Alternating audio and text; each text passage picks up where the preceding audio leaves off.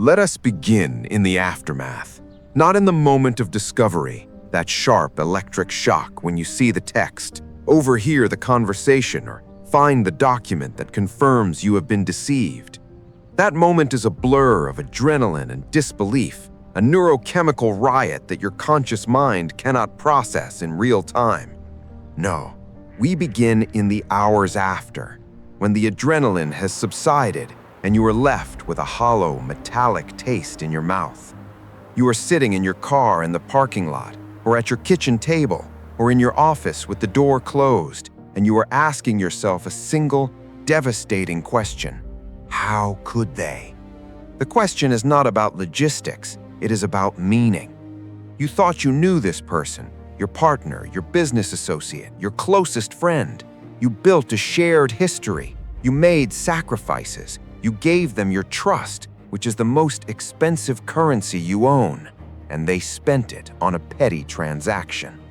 This is the anatomy of betrayal.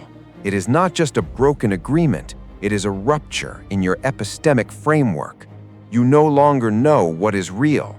You no longer know who you are, because your identity was partially constructed through the reflection of that trusted other. The Stoics understood this better than anyone. Betrayal is not an external event, it is an internal earthquake. It shakes the foundation of your judgment, and in the ruins of that earthquake, you have a choice: to become a victim of the rubble or to become an architect of the new foundation.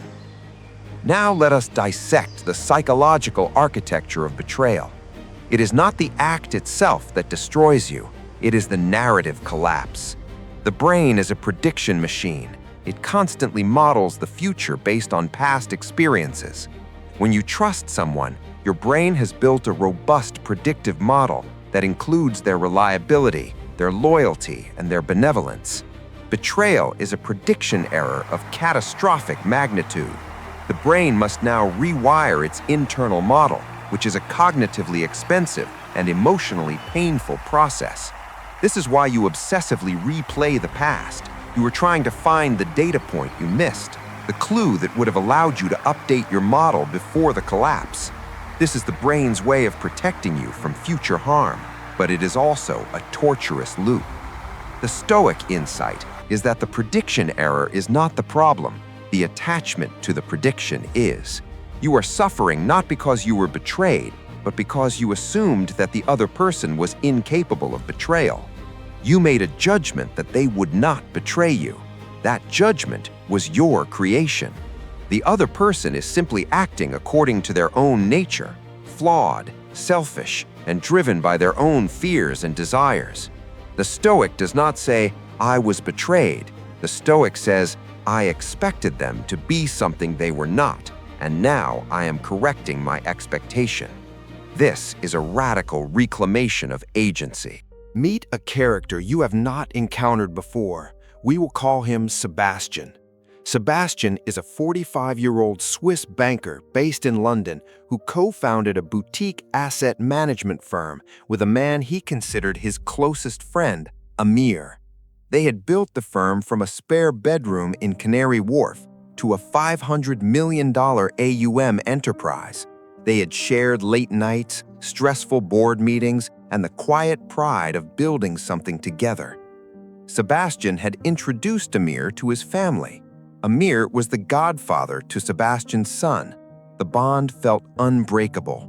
Then, Sebastian discovered that Amir had been siphoning client funds into a private account for the past 18 months, a breach that would not only destroy the firm, but also subject both of them to criminal investigation. The discovery came via a routine audit, not through Amir's confession. Sebastian confronted Amir in a conference room. Amir did not deny it. He did not apologize. He said, "I needed the money. My daughter's medical bills are enormous. I thought I could pay it back before anyone noticed." Sebastian felt the world tilt. This was not a stranger. This was his brother in all but blood. The betrayal was not just financial, it was an annihilation of his sense of reality. He had been living in a fiction. The firm, the friendship, the future, all of it was a carefully constructed stage, and he was the last to know.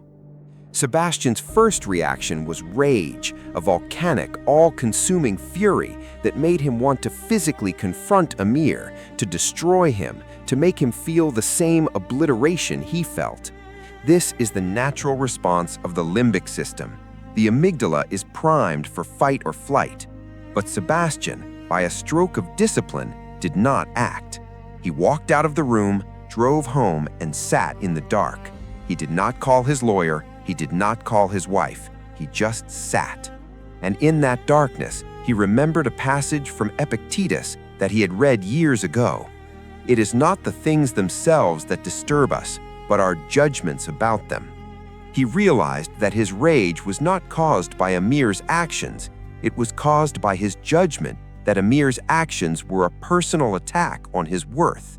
He had constructed a narrative in which Emir's betrayal meant that Sebastian was a fool, a failure, a poor judge of character. That narrative was optional. He could choose a different one. He could choose to see the betrayal as data, painful but useful.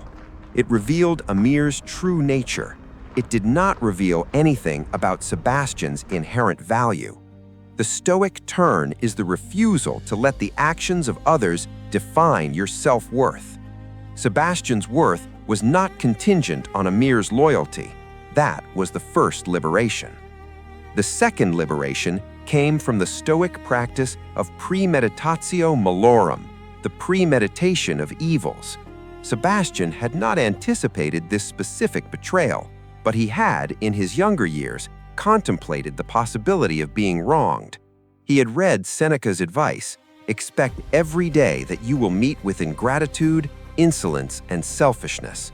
He had thought it was cynical pessimism. Now he understood it as realistic preparedness. If you expect that people will let you down, you are not being negative, you are being inoculated. You are building a psychological immune system. The betrayal still hurts, but it does not shatter you, because you had already mentally rehearsed the possibility. Sebastian had not done this consciously, but the seeds were there. Now he cultivated them actively. He began to see that every relationship, no matter how deep, is contingent. People change, circumstances change, needs change. The Stoic does not love less. They love without attachment to outcome. They give their trust freely, but they do not give their peace away. The betrayal has taken his money, his reputation, his future, but it cannot take his peace unless he lets it. Now let us consider the practical response. Sebastian had to decide what to do with Emir. The legal system offered him a path: criminal charges, public exposure, financial restitution. This would give him a sense of justice. But the Stoic asks, what is the most virtuous action given the circumstances? Not the most satisfying, but the most rational. Sebastian recognized that Emir's actions were born of desperation. His daughter's medical bills were indeed colossal, and the UK healthcare system, while noble, had not covered the experimental treatment she needed.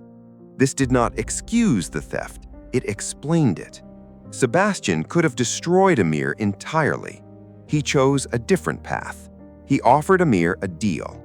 Emir would resign, repay the funds from his personal assets over several years, and accept a permanent ban from the financial industry. In exchange, Sebastian would not pursue criminal charges. He would not expose the story to the press. He would allow Emir to leave quietly.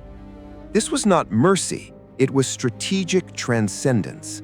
Sebastian recognized that pursuing vengeance would consume his remaining energy, prolong his contact with the betrayal, and keep him tethered to the past. By settling the matter efficiently, he severed the emotional tie.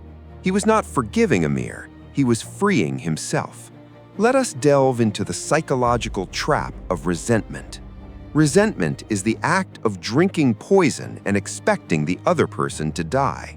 It is a cognitive state that keeps the offending party at the center of your mental theater long after they have stopped thinking about you. The Stoics call this ruminative debt. You are paying interest on a loan that has already been written off. Sebastian recognized that every hour he spent replaying Amir's betrayal was an hour he was not spending on his son, his health, or his future. He made a conscious decision to starve the resentment. He did not suppress it, he acknowledged it, and then set it aside. He used a technique from cognitive behavioral therapy. He set a daily worry time of 15 minutes in the evening, during which he would actively think about the betrayal. Outside that time, he would gently redirect his thoughts. This compartmentalization is not denial, it is triage. You are acknowledging the wound, but you are not picking at it. The wound will heal faster if you leave it alone. Sebastian's wound healed. It left a scar, but the scar was a reminder of his resilience, not a source of chronic pain. Now, let us look at the broader social dimension. Betrayal often comes with a loss of social standing. When Amir's departure was announced, the industry buzzed with speculation. Some colleagues assumed Sebastian had been complicit or incompetent. He felt the sting of those whispers. But again, he applied the Stoic filter. What is within my control? He could not control the gossip. He could control his own integrity. He continued to run the firm with scrupulous honesty, rebuilding the trust of his clients through transparent communication. He did not complain about Amir. He did not defend himself. He simply let his actions speak. Within 6 months, the gossip faded. The market does not reward victimhood. It rewards performance. Sebastian's performance was impeccable. He had learned the darkest of all Stoic lessons. Your reputation is not your responsibility. Your conduct is. The two are often disconnected, and the pursuit of the former is the quickest path to the loss of the latter. He focused on conduct, and reputation eventually followed. Let us also examine the relational aftermath with his son. Sebastian's son, now 17, had been deeply attached to Amir, his godfather. He could not understand why Amir had suddenly disappeared. Sebastian had to explain the situation without poisoning his son's view of the world. He told his son the truth, but in a measured way. Amir made a serious mistake. He is not a bad person, but he did a bad thing. He is paying the consequences. I am sad about it, but I am not angry anymore. He modeled Stoic equanimity for his son. He showed that it is possible to be wrong without becoming a victim. He taught his son that trust is a gift, not a guarantee. This was a parenting moment of immense gravity, and Sebastian rose to it. He realized that his son would face betrayals of his own one day, and that the lesson he was imparting now would be more valuable than any financial inheritance. He was not just surviving the betrayal, he was using it to teach the next generation the art of resilience. 6 months after the event, Sebastian was invited to speak at a business ethics conference. He accepted, not as a victim telling a sob story, but as a practitioner sharing a case study in crisis management. He described the betrayal clinically, without rancor. He focused on the systems he had put in place to prevent similar breaches, a lesson for the audience. He was widely admired for his composure. He realized that his response to the betrayal had, paradoxically, enhanced his professional reputation. He was no longer just a financier, he was a leader. The crucible had forged him. He had not sought the fire, but having passed through it, he was stronger. This is the ultimate Stoic victory, the transformation of an external harm into an internal strength. The betrayal was not a setback, it was a catalyst.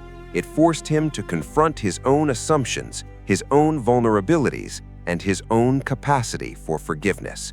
He had not forgiven Amir in the sense of condoning the act, but he had released Amir from his emotional debt. He was free.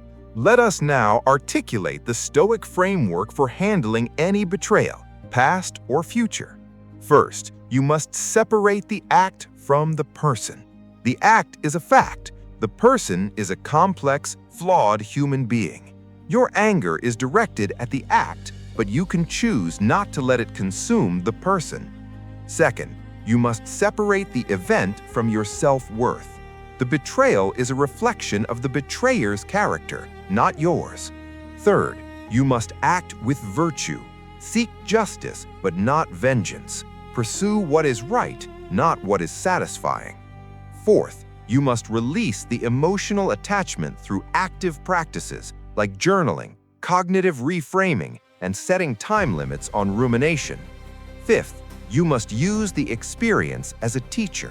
Let it reveal your own blind spots, your own dependencies, your own areas for growth. Sebastian did all of these, and he emerged not unscathed, but undefeated. He had not avoided pain, but he had avoided paralysis. So, here is your final irrevocable exercise. Think of a betrayal you have experienced, or a potential one you fear. Tonight, you will write a letter to the betrayer, but you will not send it. In this letter, you will not list their crimes. You will list your own expectations that led to your disappointment. You will write, "I expected you to be loyal, but you are human. I expected you to be truthful, but you are flawed. I expected you to protect me, but you are protecting yourself." This is not self-blame, it is self-clarity.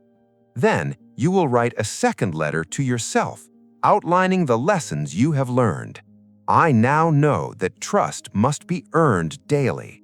I know that my peace is my own responsibility.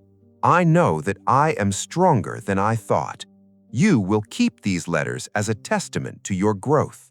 The betrayal will not define you. Your response will define you. The Stoic way is not to avoid betrayal. That is impossible in a world of imperfect humans. The Stoic way is to be unbetrayable, not because you are invulnerable, but because you have anchored your worth in something that no external action can touch, your own character.